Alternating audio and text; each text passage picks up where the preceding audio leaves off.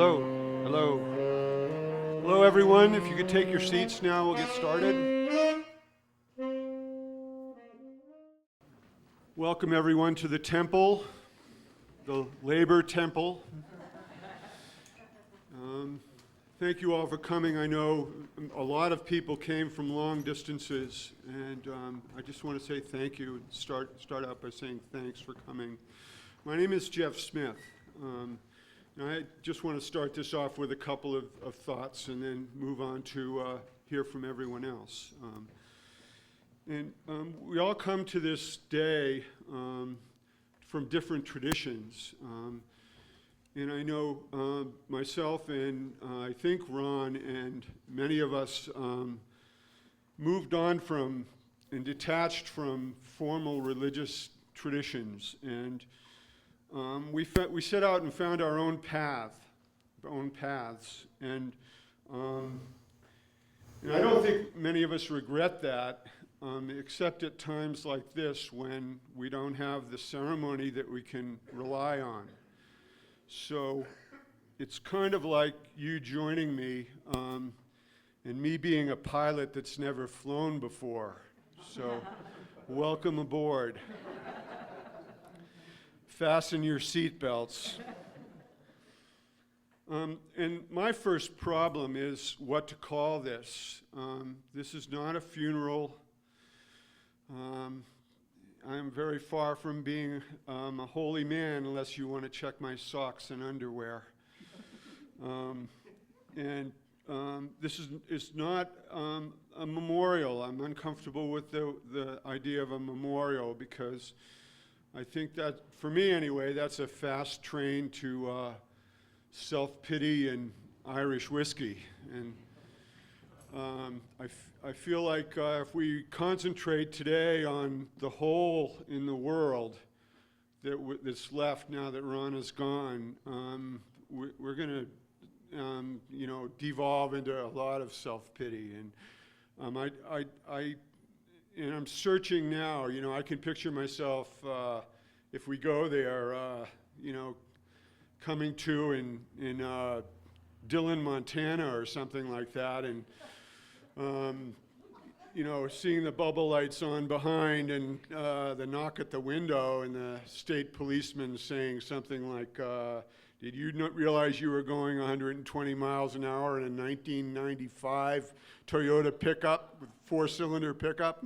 That's pretty good, don't you think? And the guy says, why were you doing that? And for me, I tell him the truth. I was at a memorial and we started talking about the hole in the world, and here I am. Next thing you know, I'm here, and you picture the state policeman saying, don't you hate it when they call them memorials? We need to call it something else, and you get back on the highway and get back to Missoula as fast as you can. So my choice was to call this an honoring, to honor Ron's life. And what a life. What an incredible life. It was a varied life and a long life with many phases. And, I think, and I'm speaking for Ron here, and there's always a danger in that, and you can come up afterwards and slap some sense into me, but I don't think he was afraid of death. I think that he really was a child of John Muir and believed that he was a part of this place, Rock Creek, in the wider Missoula community. Montana was very special to him. North America, this planet, this galaxy and this great grand universe that we are privileged to be a part of and conscious in. And I think he would take it a step further and talk a little bit about, nobody asked him if he wanted to come here at the time and the place that he came here. We just set up in the family, in the place, in the geography that we come to, and it's up to us to make the most of it. And in that sense, I think Ron was really a self-made man, self-made person. I don't think he made any bones about that. I think he was, happy that he began where he began and moved to where he moved. And I want to honor, I hope we all get a chance to honor today all of it, every moment of it or every phase of it. And I don't think there was one phase that was more important than another in the sense that it all accumulated into the person that he was and the person that we knew. And I think that person had great joy and was surrounded by people who loved him very much and felt like he'd finally accomplished something. He'd finally got the rewards from people that he wondered if it was a meaningful life and a good life. And so it's important to talk about all of it, the spring and the summer and the fall and the winter. It was a full life. And I have just two more thoughts, and then I want to land this plane. So I don't think we can talk about Ron and the person that he was without talking about his quirks. I like to think of them as alter egos, in fact. And there was one that was very, very interesting to me that had a hyphenated name.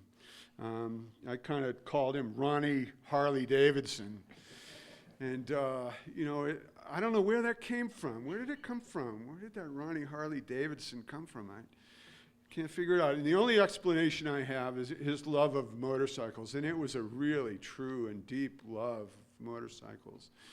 Was that, I used to see him in public meetings where someone would get up from the Chamber of Commerce and completely savage his idea or make a personal attack on Ron. And I would look at Ron and, he would wait his turn. And when he finally got to the microphone, it was never out of anger, but very, very diplomatic but very passionate at the same time, would respond to, the idea that franchising a cable company was anti-democratic.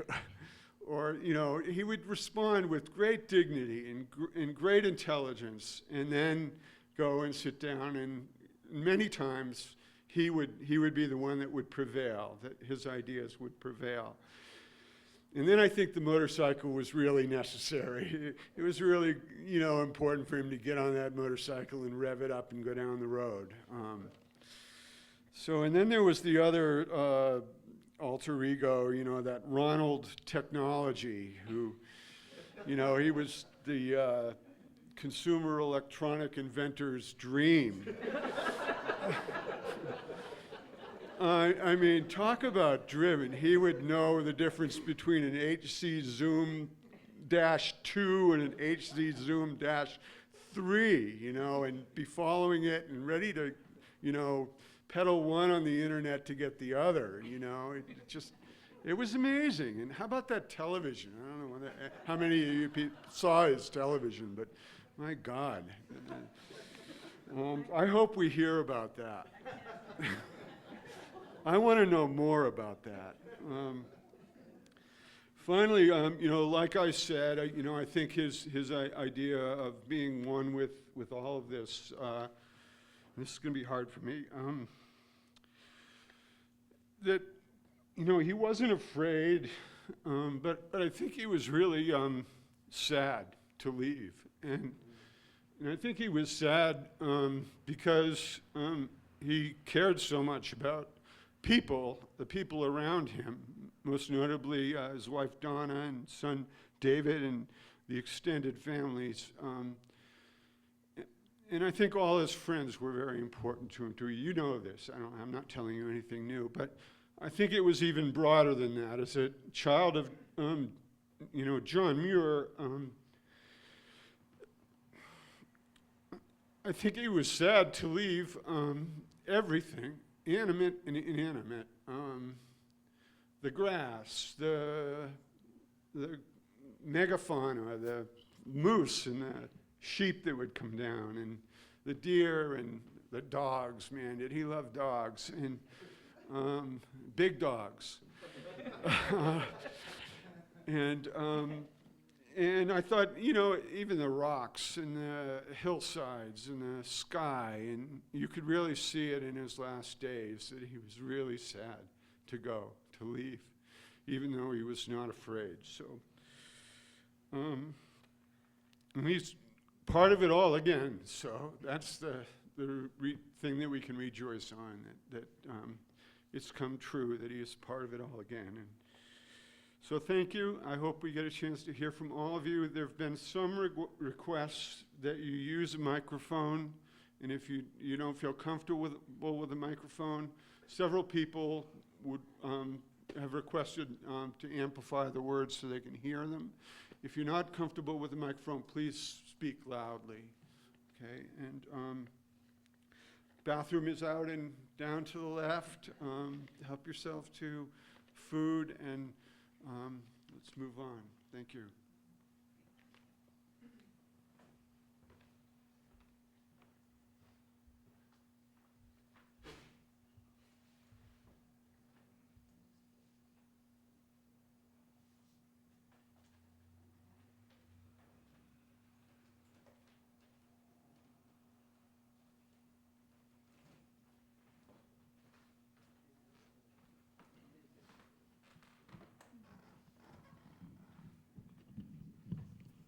I'm not shy.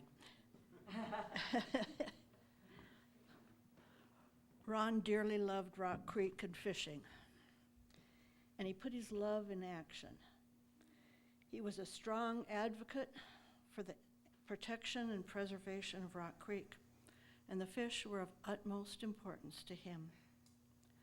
My husband, Bill Hammer, and Ron had many discussions and saw eye to eye on the necessity of action for preservation now.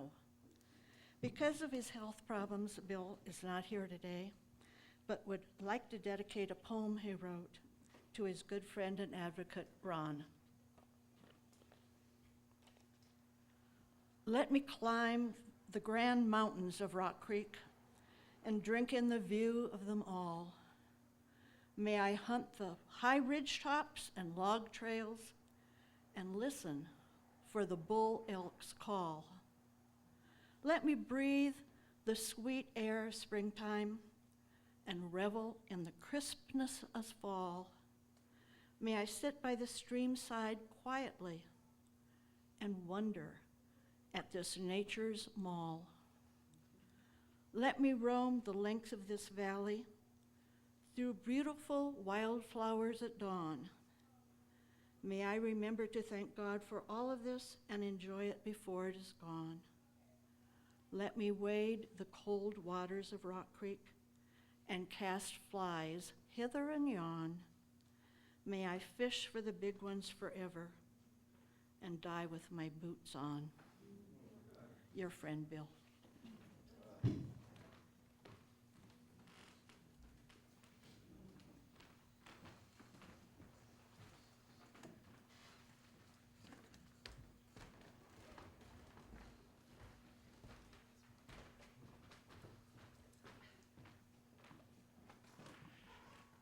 My name's Randy, and I'm a Ron Wheelaholic. Ron was a true friend, a brother in arms, and rarest of all, a hero. I have lots of stories to tell, many ending with language that's not appropriate for primetime television, but let me just say that we'll all miss Ron, but Ron lives on in all of us, all his family, friends. Every time we see an eagle in flight, every time we stop to admire the alpenglow in the mountainside, every time one of his students teaches a new student, every time we stand up for injustice, Ron lives on. Viva Wheeler.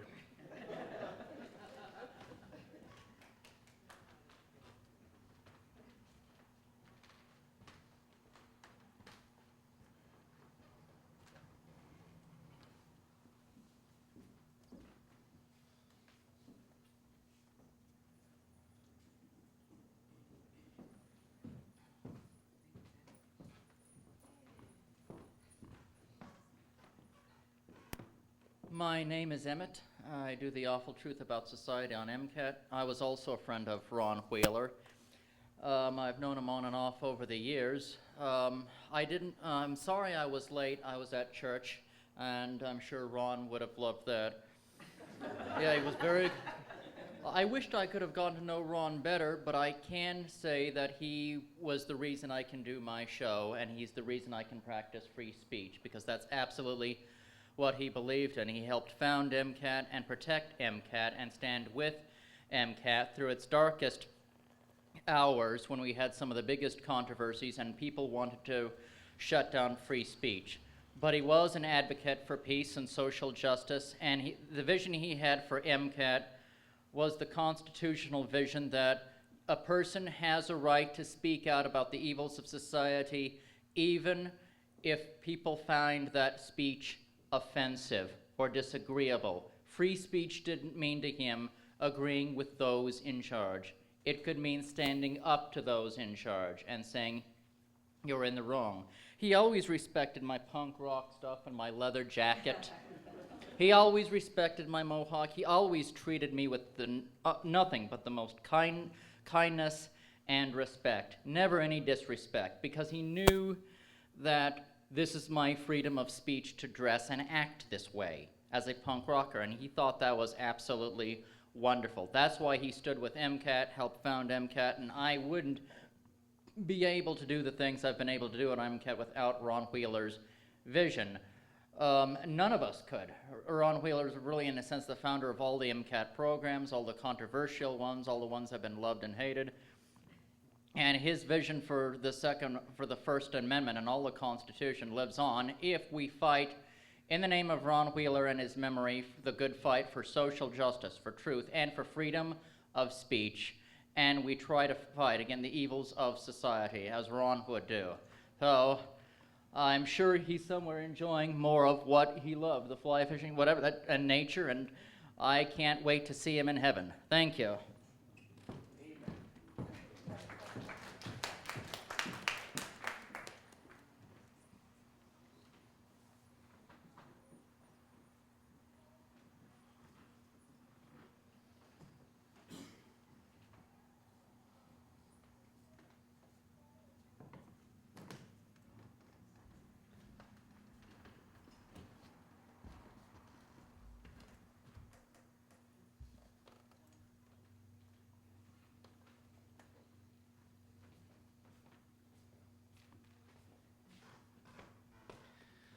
My name's Cal. I'm Randy's stepson, and in being so,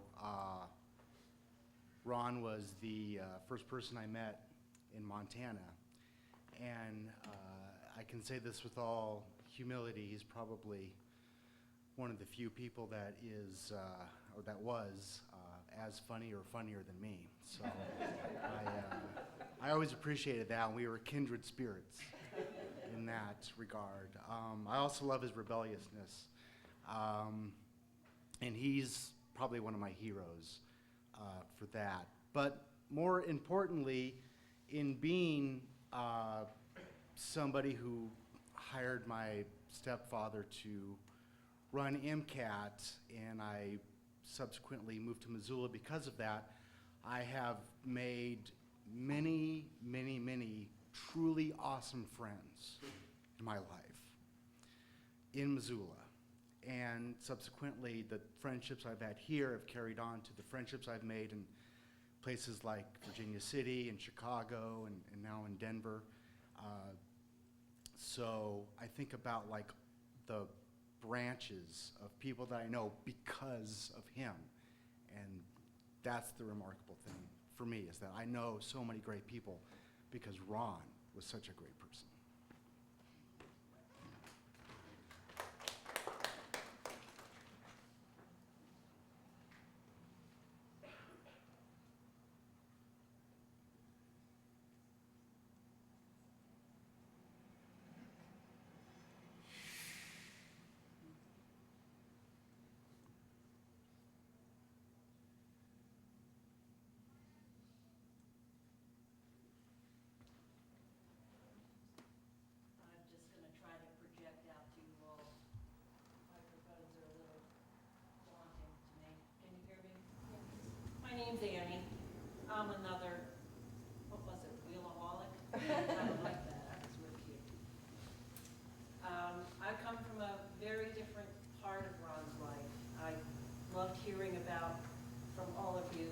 spoken, and I go, yes, those are very much the things that I saw in Ron. My association with him was through fishing.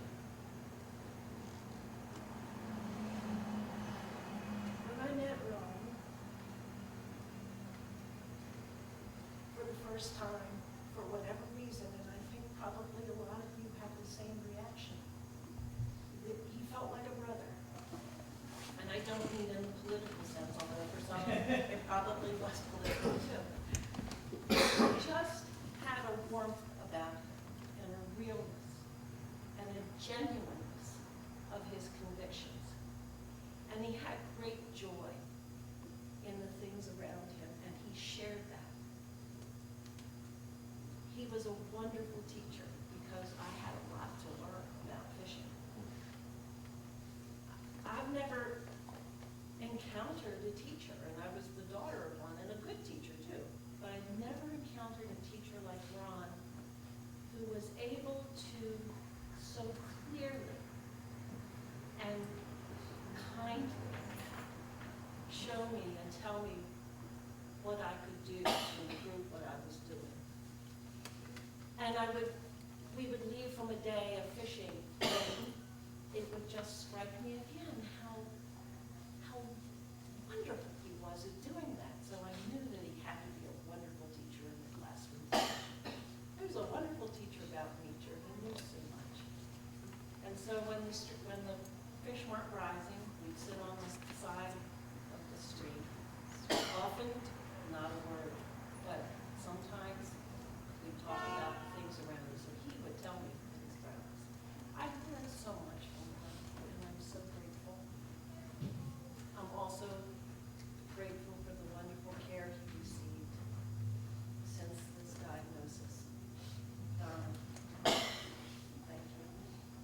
For so many friends, I'm going to say thank you for taking such good care of him. You brought him so many wonderful things.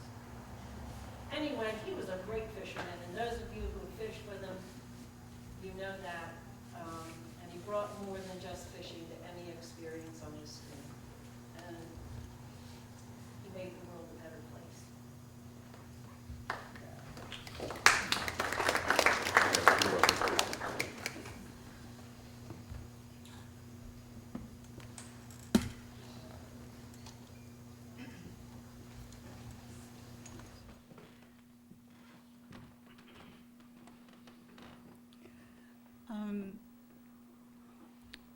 What I want to say is, you know, since Ron got his diagnosis, I got to see his whole life. You know, I mean, I had a portion of that life, but I really got to see the whole life. And we all have experiences where, you know, we don't feel so good about who we were or what we did, or, you know, and then others that we do. And what I realized at Ron's death is how important all of it is. And I just want to acknowledge that here today, that every aspect that Ron lived made him the person that he was in the end. And that when we die, that is the person who we are. You know, it's a culmination of everything we've lived, everyone we've, you know, and I found myself initially just saying to him, you know, I'll always be with you. We'll always be with you. But then I found myself saying, we'll always, and I get it all confused, but that we'll always be with him. And that just as he's affected us, we've affected him.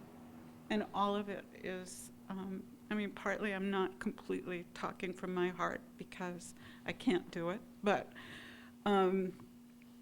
that we all have played a part in his life as well. And that's all I have to say.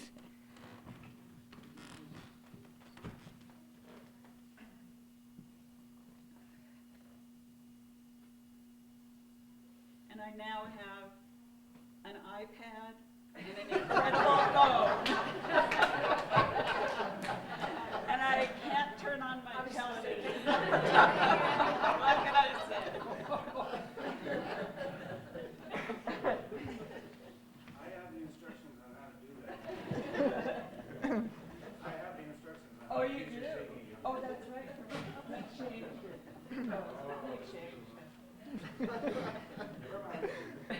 Yeah, Ron taught us a lot about electronics, that's for sure. One of the things, my name is Jackie. I'm an old friend of Donna's, and so therefore a newer friend of Ron's. So I've only known Ron as long as he's known Donna. And I want to tell a story about my first meeting Ron, because I think it says something about who he is or was. We're all having trouble with the tenses. So we want to say is, but we have to say was. But somehow, he's here listening. One thing, I'm going to start at the end. One thing that I loved so much about Ron is how he adored Donna. And as Donna's friend, this meant so much to me. And I remember his voice when he would look at Donna sometimes. It was just so lovely to see that as a friend of Donna's. So that I appreciate about Ron so much. Okay, this goes back, 7 years when Ron came into our lives in this phase, this last phase, this most recent phase. There was a ballet concert, a dance concert in Shoreline. This is outside of Seattle.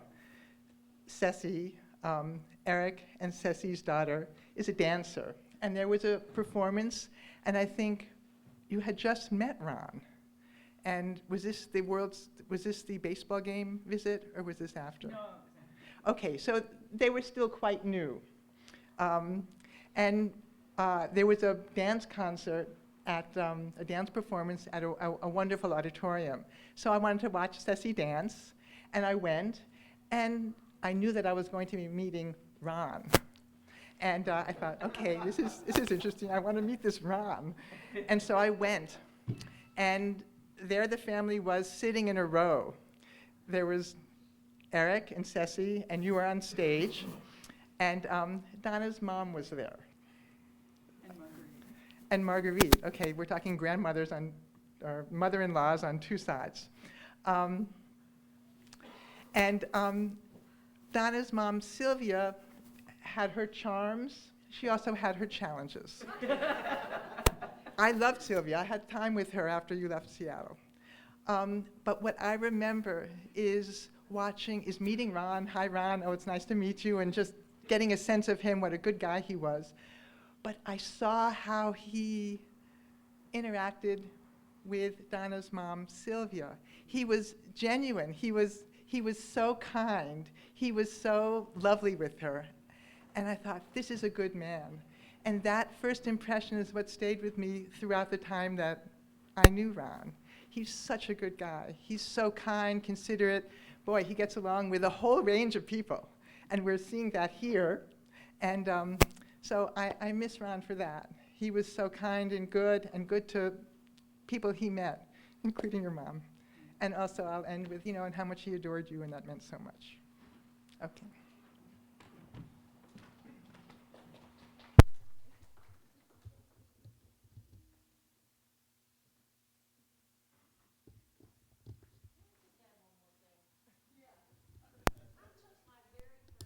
Last ride in a red Corvette up Lolo Pass at 130 miles per hour with Ron, and it was a blast. I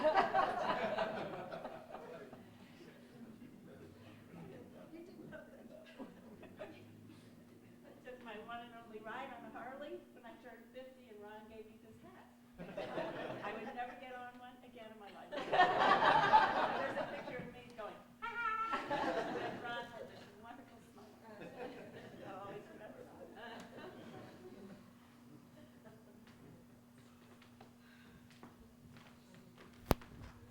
My name's Peter Rice. I met Ron about 4 decades ago when I was living on the Bass Creek Commune down the Bitterroot Valley.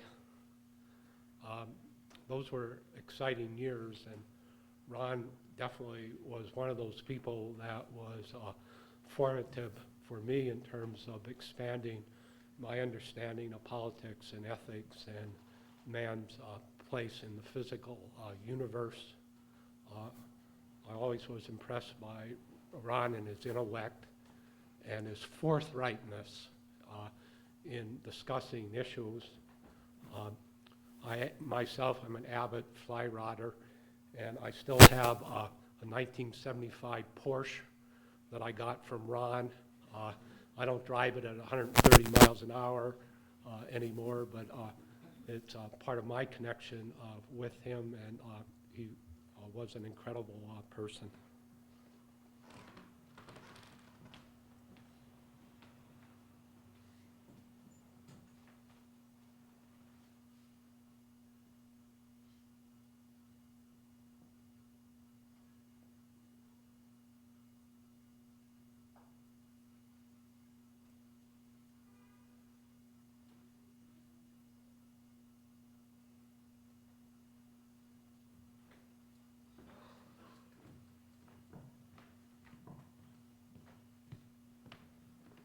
Hi, I'm an English teacher and I should feel more comfortable speaking in public since I coach speech, but I'm nervous. I found Ron to be one of the most generous and compassionate and listening persons that I've ever met, especially a male person. Whenever Jeff and I would go over to Ron and Donna's house and I would speak to Donna, I could hear Ron sitting and listening and affirming me as a person and my views. Just unbelievable. And whenever we asked for him to babysit our dog, Sunny, he never said no. He took in Sunny just like a child, really. And I'll miss him dearly.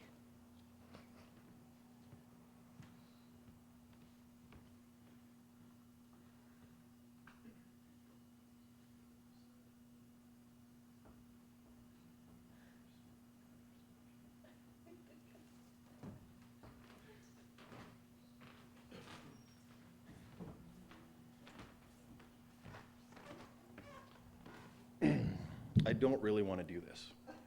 I'm kind of nervous, and I'm really upset about Ron dying.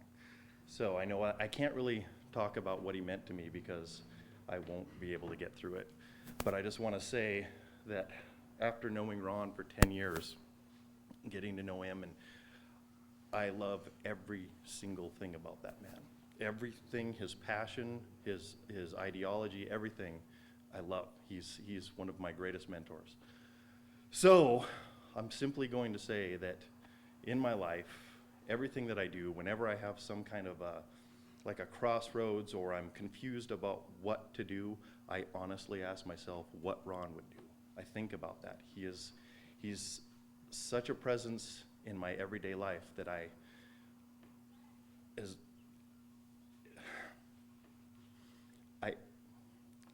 can't do this. He's a father figure to me. My dad died in '96, and when that happened, I've kind of been searching for that person to kind of fill that void, because it's a pretty big void for a young man. And when I met Ron 10 years ago, he instantly filled that void. And when I go through this life and I think about, just decisions that I have to make, he's the person that I think, along with my father, Ron Wheeler. So I'm grateful that I got to know him, because those decisions that I make sometimes are the right ones.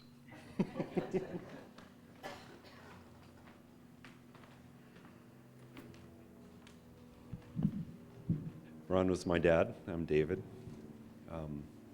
It took me a while to get up here, because you had to sift through so many stories to think about what you'd like to say right now. As a little kid, Ron was about as cool a dad as you could ever have. We played together relentlessly, and I have a billion wonderful memories of being a little boy and playing outside with him. As a preteen, he was a fishing buddy and a hunting buddy and a camping buddy. As a teenager, he was the world's worst enemy. And I can't imagine a father and son hating each other any worse than he and I hated each other. And from the very beginning, the irony of that was very strong with me. I had him, he was my first high school teacher. He was my biology teacher, my first day in school. And his was the only class I did well in. I got an A from him. I didn't get any other passing grades in high school. And this led to a lot more conflict. I left high school when I was 16. Ron left high school when he was 16. And you might think that somebody as smart and as cultured as Ron might accept that from his son, but it wasn't easy for him because he believed that all the good examples he'd set for me up to that point should have helped me avoid making the mistake that he did, but it didn't work that way. As usual, the parents' expectations are seldom met, at least not in ways that we expect. And we had a number of very hard years after that. He and I didn't speak for probably 5 years after that, and then rebuilding the relationship after that was hard. And it took me a long time to understand again and to realize again that how much he did care about me and how much he hoped for my success and how much he wished me good things. But all of that became, completely clear to me in the last several years, and in a very poignant way in the last few months. I think the thing that I treasure most about having Ron as a dad is the people that came into my life as a result of the kind of person that he was. And, this room is filled with just amazing connections and memories and important events from almost the day I was born. No, from the day I was born until last week. And all of you are incredibly important to me, and I cherish these relationships and I cherish these connections, and they in every sense of the word have helped me become the person that I am, and I blame Ron for that. It's totally his fault. And I'm especially pleased and happy that Ron's newer connections in his last years were so meaningful to him and so wonderful to him, and I'm so pleased that it's brought me new family and new close friends that mean so much to us. My dad was somebody who lived his life pretty hard. He didn't take great care of himself. He took care of a lot of other people and a lot of other things, but he didn't always take very good care of himself. And I always was in fear that he was going to die suddenly one day and keel over from a heart attack, but he didn't do that. He got sick and he went away slowly, and I think I can't imagine a better way for him to have gone. His was a beautiful death. His was a beautiful passing from this world. He reconnected in so many important ways with people and things in his world, and me, and it was just wonderful. And I'm so pleased and so happy to see all these people here today, and I'm so happy, and I want to share with you how good it felt to be close to him at the end of his life.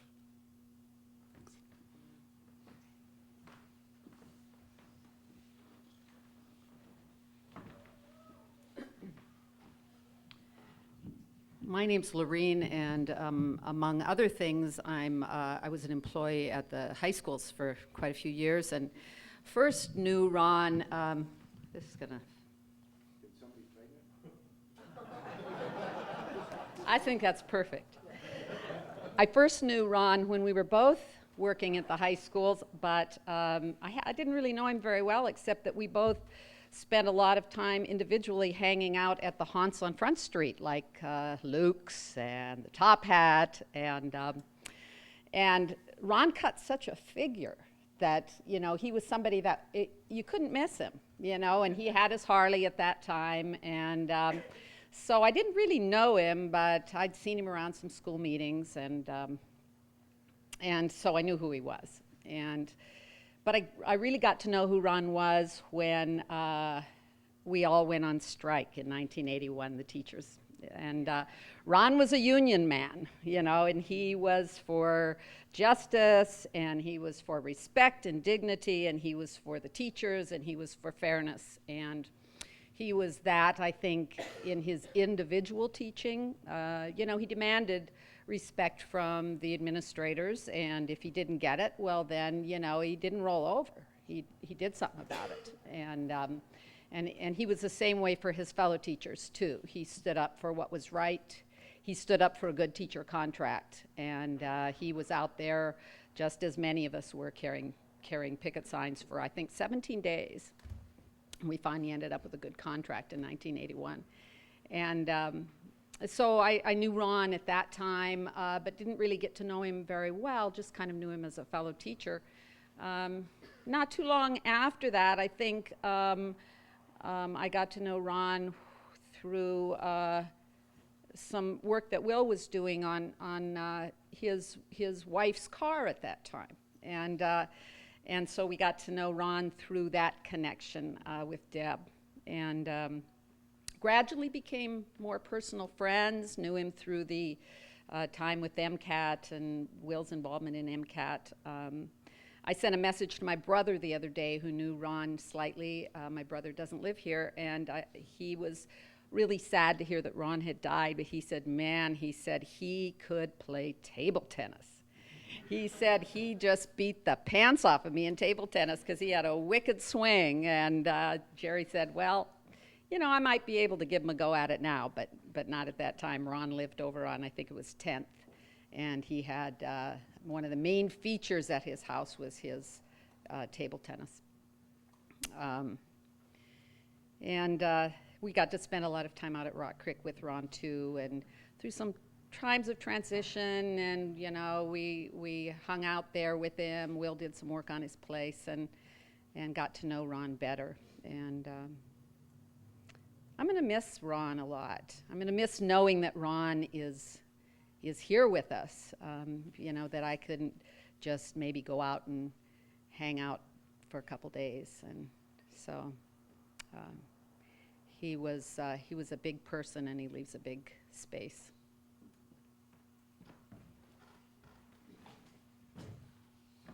I'll try to tighten this up or something here. Not going to work. Ron Wheeler was the real deal. And I watched Ron change through his marriage and become a greater person.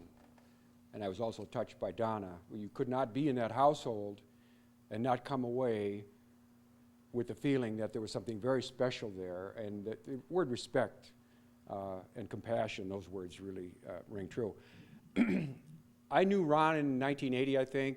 I knew his name, I knew his face, but I really got to know Ron one afternoon down at McCormick Park when I saw him swing a baseball bat. And we all see professional sports. We've watched Babe Ruth.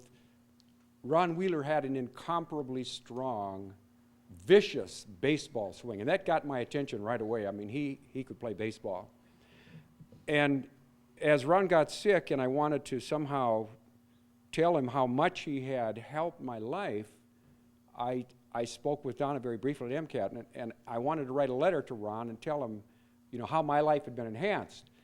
And I never wrote that letter, so I'll tell you folks right now what I would have said to Ron. And I don't think I had to say anything because Ron knew. He was a great teacher. I think Ron was well in touch with the work that he did through the lives of others.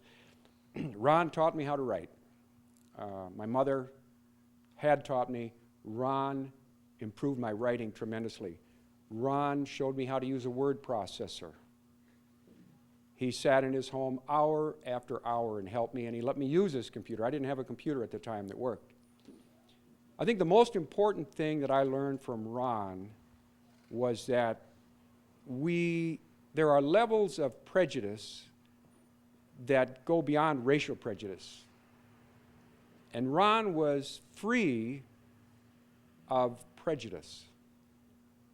So when I thought about the NAACP and people of color, Native Americans, and I would talk with Ron about this, Ron took me to a completely different dimension. I'd never thought of some of the things that Ron taught me. It was like infusion. It was not that he said something to you directly, but I think just being in Ron's presence, it gave you something. He was an incredibly strong person, and his intellect was so superior. He was also a devil, and he was very, very funny. Ron used to sell refrigerators. Did you know that? So I'll tell you the refrigerator story. The deal was, how many of you know about the refrigerators? Do you know about it? Somebody does. I'll tell it then, all right. So the sheriff came looking for Ron because as part of the refrigerator deal, you bought the refrigerator from Ron or one of the other salesmen, and then the food was supposed to come every week. And the boss was supposed to deliver the food, but after a couple of weeks, the food didn't come, and so the sheriff came looking for Ron. And that's how Ron left the Midwest at one time. It wasn't Ron's fault, it was the boss's fault. And I like to push Ron, once I heard stories like that from Ron, to try to prong him to get that smile from Ron that you could get. And it was very difficult to do. I mean, Ron was so together. Ron's death really scares me. It frightens the hell out of me because I'm going to be 65 pretty soon, and to have someone like this just disappear so quickly, it frightens me. But like others have said, Ron left a lot. He left a huge impact on this community. I mean, when we think of what this television station has done, and Emmett really, I think, summed that up nicely. Jesus, you know, he's out there. Can someone help fix this? Joel? He was a great guy. That's all I can say. I think we're good. Yeah, there we go. It's tenuous.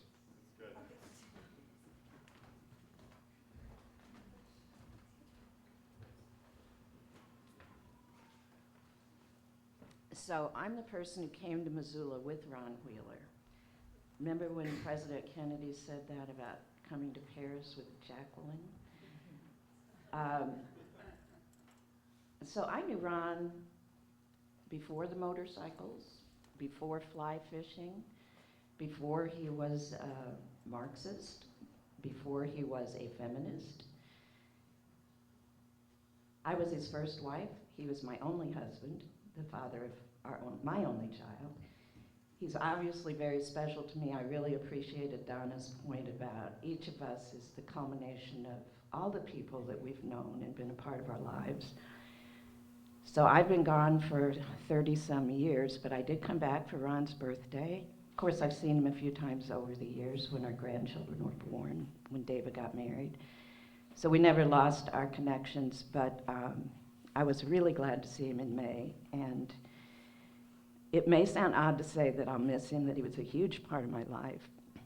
To me, life is like a party, and you're in this big house with all these rooms, and maybe toward the end you look around and say, there's nobody left here I even know. It's just a lot of younger people. I guess it's time for me to go.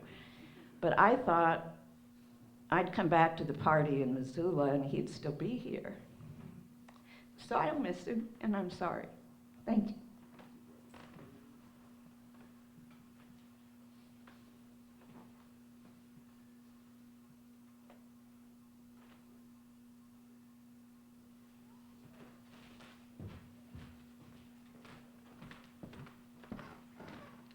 My name's Larry, and I used to be known as Fritz, and I had to write stuff down or I knew I'd get stuck otherwise. To the mic, all right. Yeah. I met Ron in the mid-'70s at the Borrowed Times, which was a locally published alternative news rag that covered the activist scene well throughout Montana and the full Northwest. BT was started a few years earlier by a heady brew of UM journalism grads, members of the Freddy's Feed and Read Store Collective, just off campus, various humanities and science professors and students, disaffected Vietnam vets, and local environmental and labor activists. The paper would last till just after Reagan's first election. To this motley crew of both Marxist and left liberal true believers, hotheads, cool dudes, dilettantes, literati, and gadflies, all above all intellectuals with a capital I, would then be added on an at first portly, then radically slimmed down, always very bald high school biology teacher named Ron. Certainly a campus vet, far left variety of the late 60s here already, Ron by several years later would pull off the impressive, I'd say unheard of here, thrust of being a radical professional in the actual community. He having to daily deal with administrators, students, and parents that were actually further than a far stone's throw from campus. the university. Ron's particular genius, equal part surely of tact when necessary, intellectual and social self-assurance, fervor, humor, and just plain chutzpah, was to keep alive, especially back then, the deep soul of a radical in an everyday public institution. Thus he could balance being a really well-respected and liked biology teacher, labor activist, and full-purpose community agitator, all at the same time, no small feat. I believe he came to the Borrowed Times precisely when it was evolving from a strident, fairly insular, ideological, and cultural broadside to an increasingly sophisticated journal of investigative journalism. In that way, he could launch himself into community even further.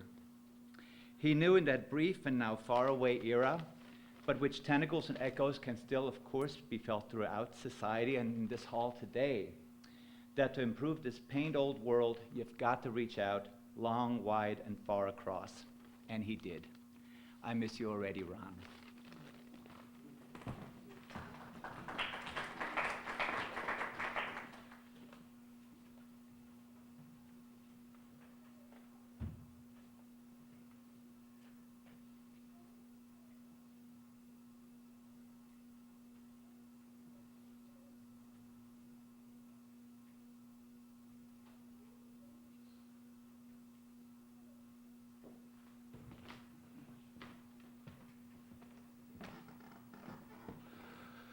My name's Ross Best. I was reminded of Ron recently when I read about a memorial service. I was thinking about Ron's memorial service, wondering what it would be like. And I read about a memorial service for Pat Tillman. He's the professional football star who decided to join the military and who was killed by his own friends and was the occasion of a big cover-up because of that. And at a memorial service for him, the celebrity Maria Shriver said, Pat is now with God. And later, Pat Tillman's brother got up and said, no, Pat isn't with God. Pat is fucking dead. I don't want to put words in Ron's mouth, but that reminded me of Ron.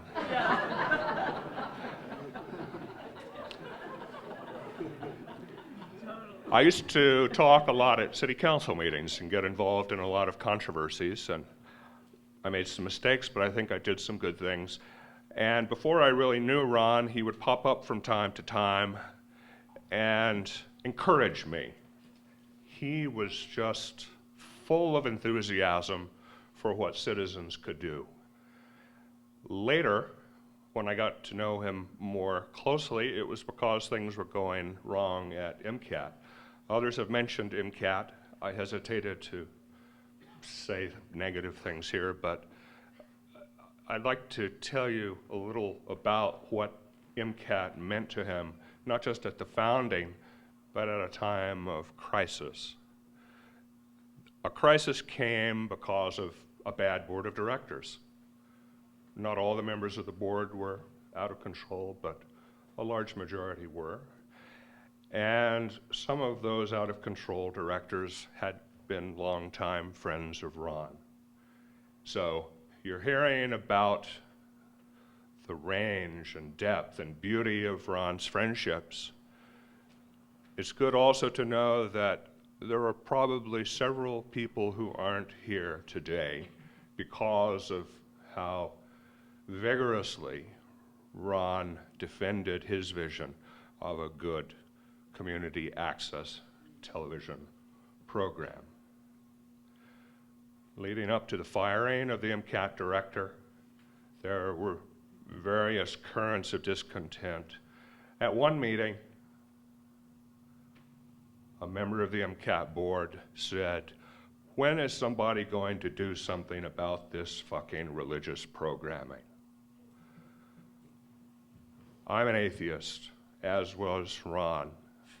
But we and others were outraged that that kind of thing could be going on in a public institution, especially in Missoula, Montana. So we got involved in a little war that went on for some months, and it was the most intense interpersonal conflict I've been involved with outside of my own family. It involved whether or not MCAT was actually a public institution, whether it had a duty to conduct open meetings, whether it had a duty to allow public participation, whether it had a duty to follow its own bylaws. Things like that, technical kinds of issues, but matters of principle. After a while, we took the battle to the city council. MCAT was still conducting secret meetings. I wrote a letter asking that the city council consider terminating its contract with MCAT.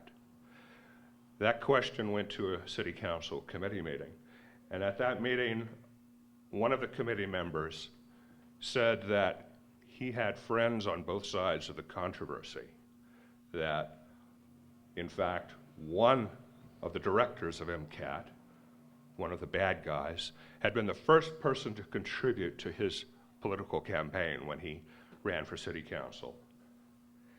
And that council member said,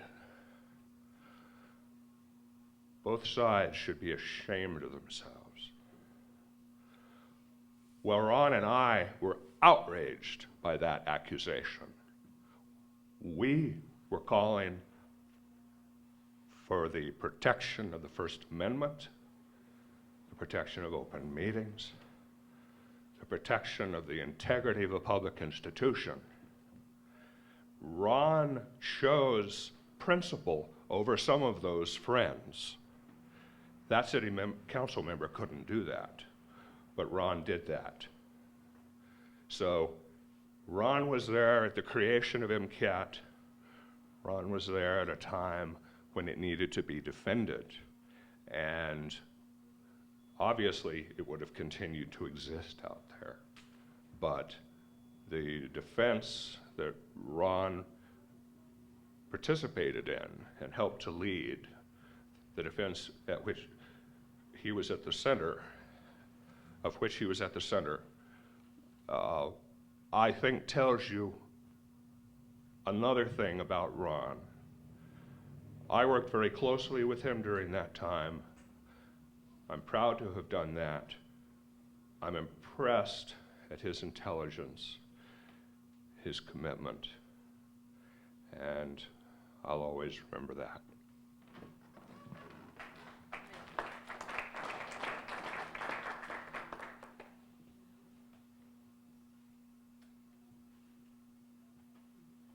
I guess I just want to say something about this activist part of Ron, which was, just flowed through. It was a constant thread, right? It showed up everywhere. And it has to do with something I had occasion to hear the other day. I was eavesdropping, don't judge me. And a person, it was in a library, a person was talking to someone else, and the person was talking about being inconvenienced. And this man turned to this other man and said, how is it possible that you think you can make a difference in the world without being inconvenienced and without inconveniencing others? And I think pretty much we could all agree that Ron embraced inconvenience, whether he was the target or he was sending it out. And I think Ross's examples are really good, Emmett's are as well, and many people made comments that suggested that Ron was not afraid of controversy. And it was always about the love, it's always about making things better, making the world and people's lives better. And so inconvenience for him was not a dirty word. It's something that I really am gonna, every time I'm inconvenienced, I'm gonna be reminded of.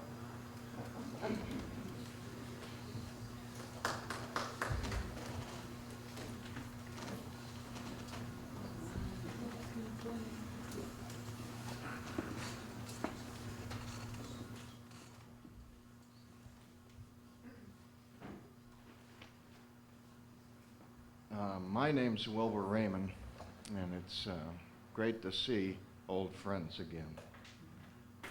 I knew Ron since 1972, when I came to Missoula.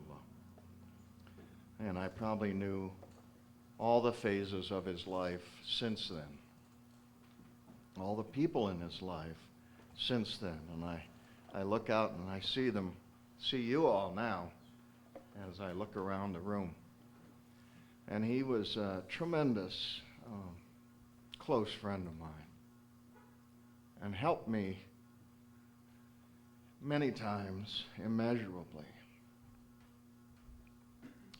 offering advice, offering instruction in everything from tennis that he was expert at to ping pong, which he was expert at. In fact, I'm not sure that any of these sport pursuits that he wasn't expert at. I mean, I remember playing tennis with him, and he always beat me, and he would often beat Richard Eggert back there, and I'd go to watch them because they were both quite good. But every time he beat me, he would also show me how to beat him in the future, which would make me a better tennis player. I mean, I never played him that I didn't become a better player. And that was true about a lot of things. And fly fishing certainly was one of them. I mean, I went fishing with him a lot when I first started and when I was still fishing in the last few years. I'd go over to Rock Creek and we'd go out on his beat, as they say, and fish. We used to fish on the Clark Fork, down around 9 Mile on those curves where the river would sweep up next to the highway. Probably some of you did that same thing. And it was always an enjoyable experience, and I always learned something, and it made me a better fisherman each time I went out with him. And that was probably true about everything about Ron. I'd always come back from the experience being a better person. And I don't know how you can find anything as strong as that.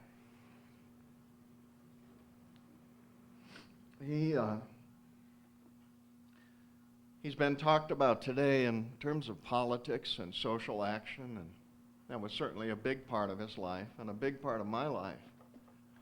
But another part was music, and he knew everything about music. You name the genre, whether it was classical, pop, rock, or jazz. When he decided to divest himself of his LPs, he called me up. And he said, come on over and you can go through and pick out the ones you want. I still have those LPs. But he had an incredible Catholic taste in music. I mean, it was so wide and broad. It was just amazing. There was a West Coast Latin player back in the 50s and 60s named Cal Tjader. And Ron had almost all of the LPs that Cal had recorded back in those years.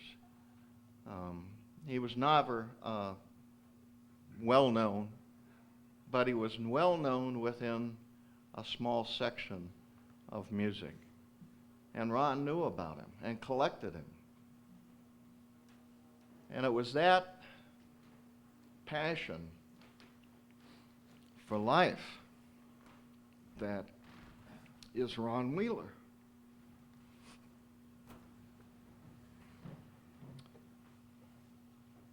I used to come over, I was living in Helena at the time, and stay at Ron's. Whenever I was anywhere nearby, I'd come over and stay at Ron's house, sleeping on the floor or the couch or somewhere. And there was one period I've thought a lot about. It was when Paul, Ron's father, was living in the house.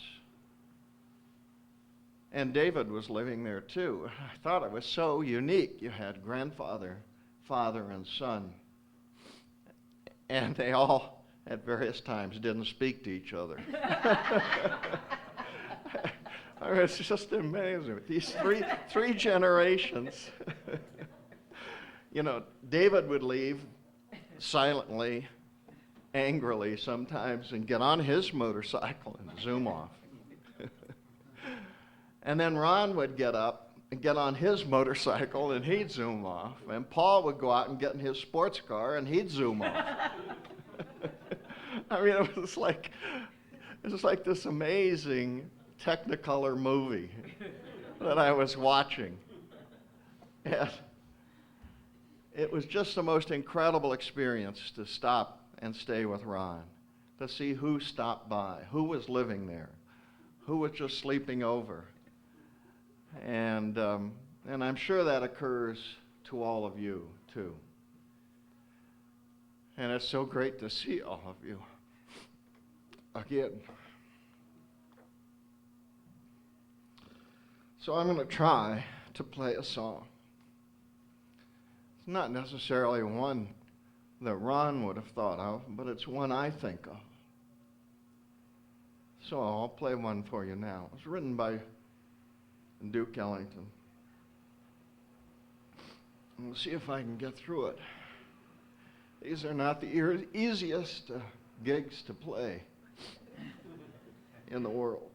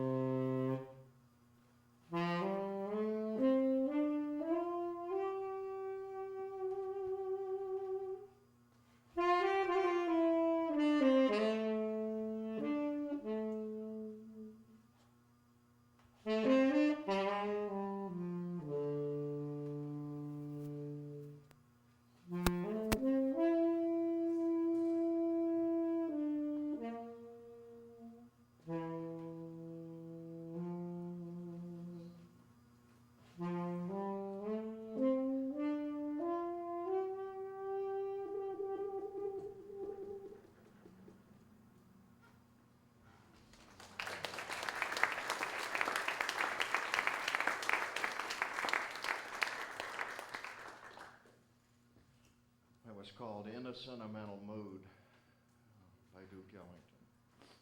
And I can assure you, Ron would have known the title and known when Duke wrote it. So, it's a really pretty song, and that's why I chose it.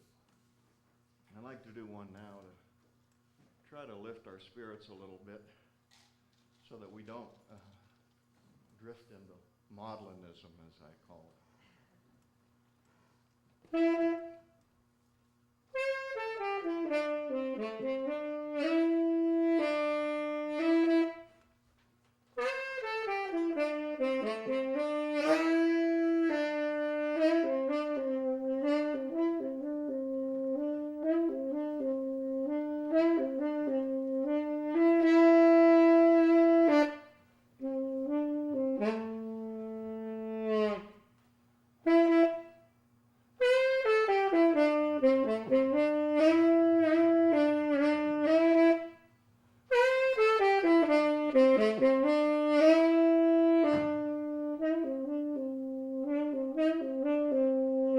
Hello.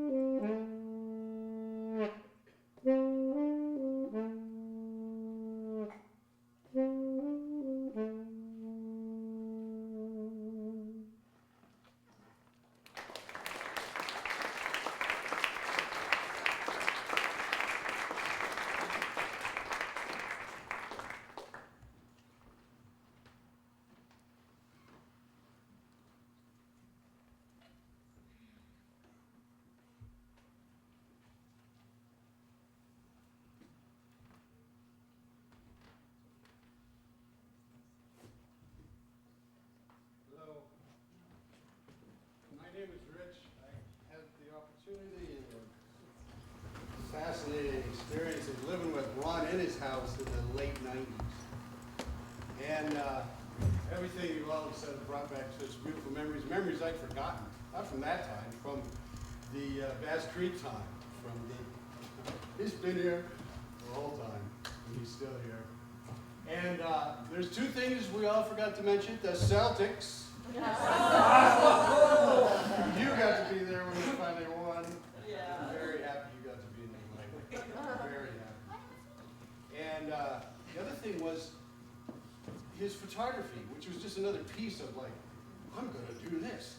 And he did. Next thing I know, he's got, beautiful photography equipment in his house, and he was getting it on. And he loved life. He really did. So thanks, Ron. Thanks, everybody.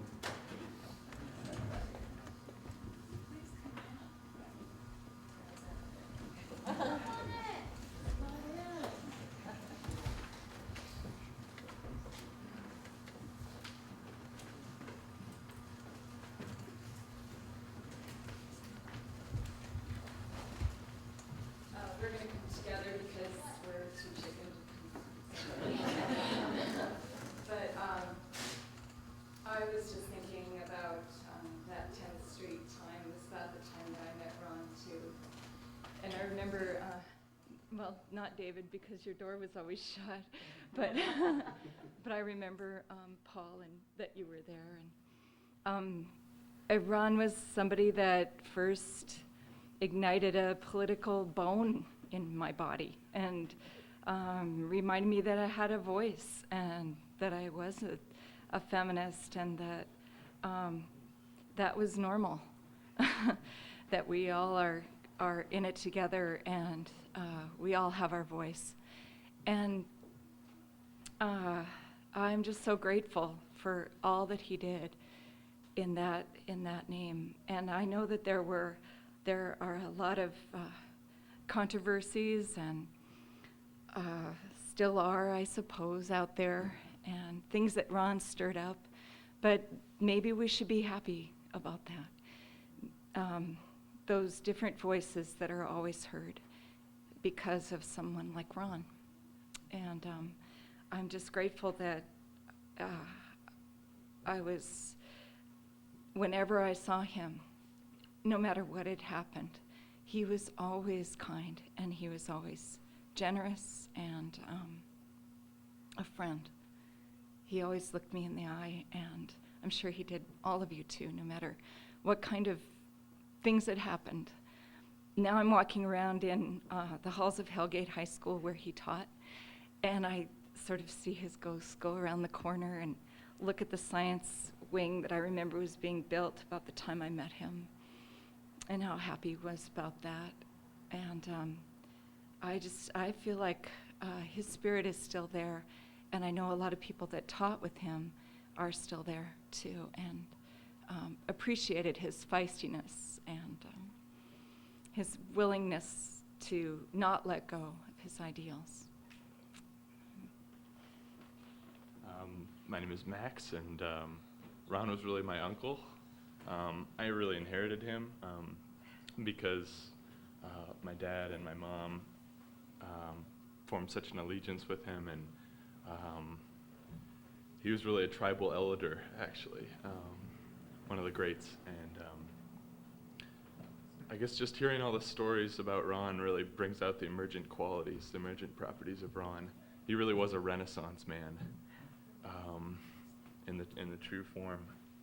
And I can tap into each one of the stories because I feel like Ron had so many stuff going on in the periphery of my life that I can identify with, that I could recognize.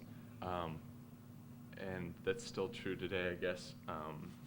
I remember at his wedding with Donna, your guys' wedding, he played a song. The musician brought up this memory in me that he played a song, Imagine. He had me queuing up that song.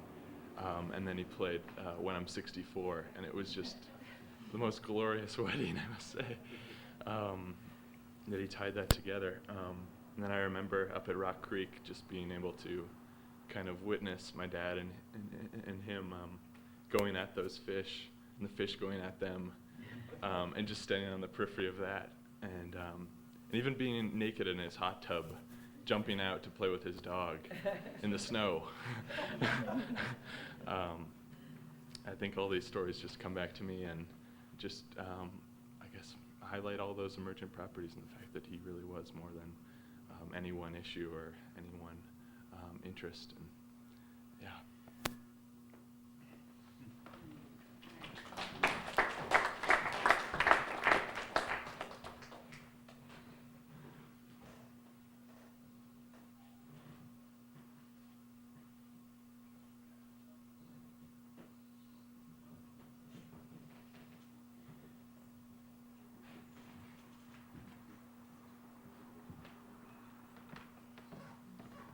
Hi, it's good to not be looking at that window.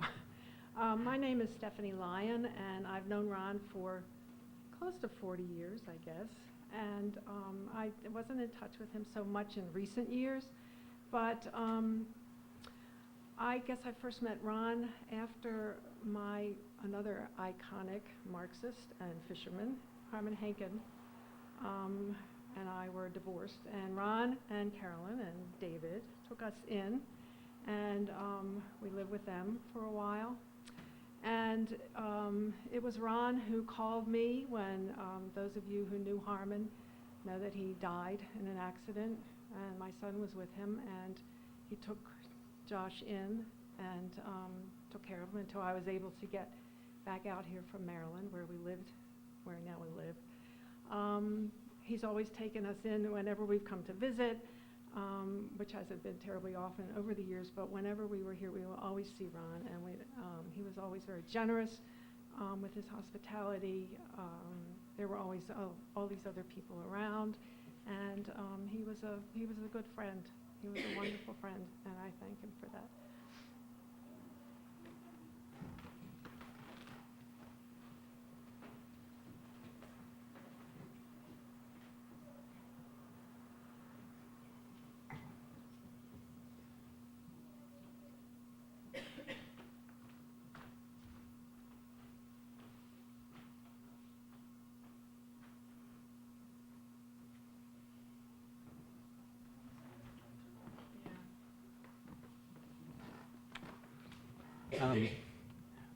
Don't want to speak, but know that I'll regret not speaking later. So I'm part of the later stage of Ron's life, and what I want to express is just gratitude for Ron and to Ron. Ron came into our lives after I was married and had kids, and didn't have a father, really.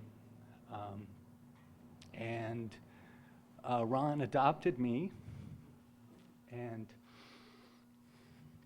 this is the part where coherence is going to be a challenge. And I adopted Ron. And so it's important for me to say in public that Ron was my father. And, you know, I have a brother here and a brother here. Ron had many sons, you know, some of whom we probably don't know about that are out in the world, you know? I don't think so. No.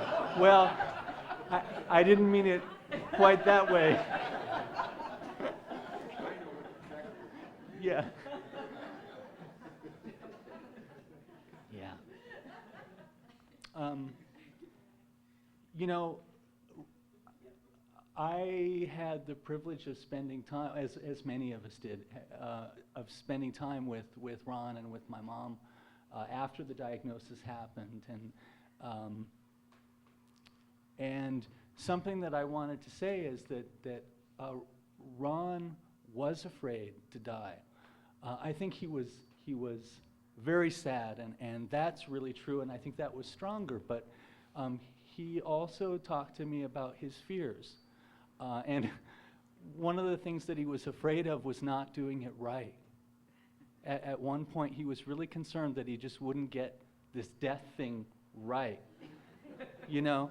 And so that gets at a thing about Ron that a lot of people have touched on, is his integrity and his desire to do it right. That was so important to him. And what happened over the last several months is this whole community came together around Ron and Mom's house, and you know, so many family members came and visited, and the support from everybody has just been astounding and inspiring to see and to be a part of. And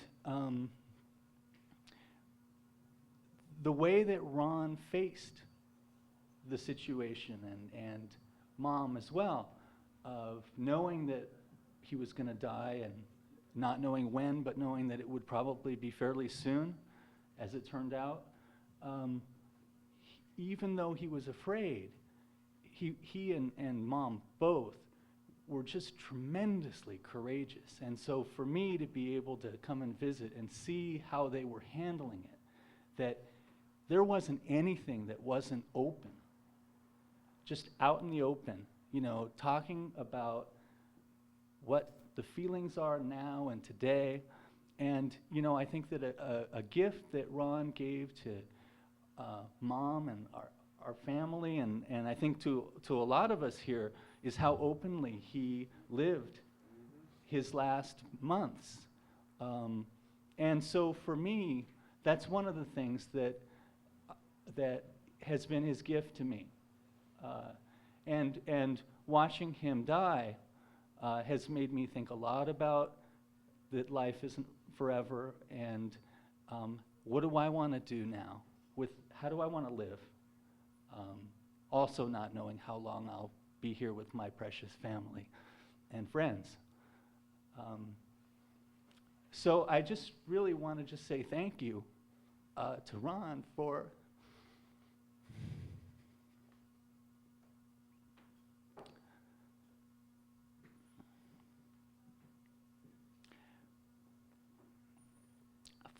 becoming a dad that I didn't have.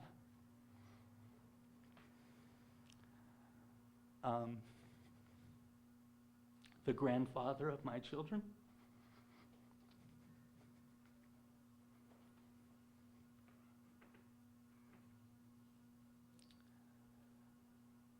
So I think that what Jeff said at the beginning about honoring, that this is a way that we're honoring him, that was really on target. And, you know, we are honoring him, and he is honored by our gathering today. And yeah, I guess I'm going to just sort of peter out.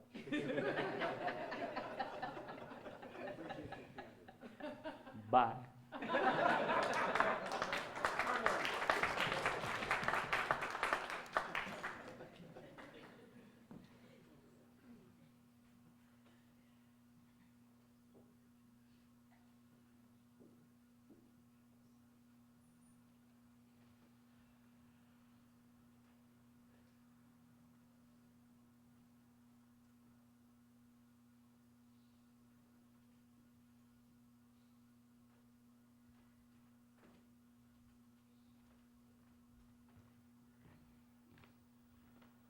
let's call it a wrap unless anybody else wants to speak. Thank you. Thank you all for coming. Please stay around. There's a lot of conversation in store. So thank you all for coming.